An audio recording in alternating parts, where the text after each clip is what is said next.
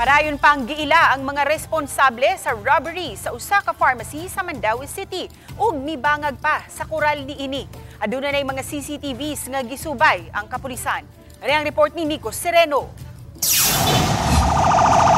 Padayon pang giimbestigahan sa kapulisan sa Mandaue ang pagkabiktima sa pharmacy sa barangay Hagubiao, Mandaue City.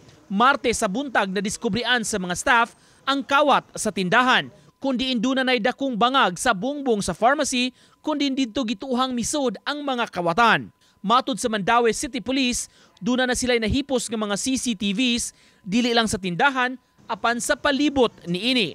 Gani dunay na matikdang sakyanan o motorsiklo nga nagpark 10 oras na dapit sa bakanting yuta, kundi gihimo ang pagbuslot sa bungbong sa pharmacy. Naatay mga lipang subay kay namatay na katong oras sa kitabo kay naaman sa dito naisendahan and also mga motorcycle na posibleng mga lipang gamit as get away nila mga vehicles tutok na ato ang kung matry nga malink na ang katuba ang pick-up maligamit ang sakyanan ng mga gamit o mga motorcycle mausap ba ang mga lipang gamit mismo. Nagdumili pa hinuon ang kapulisan sa pag-release sa CCTV, sanglit padayon pa ang investigasyon.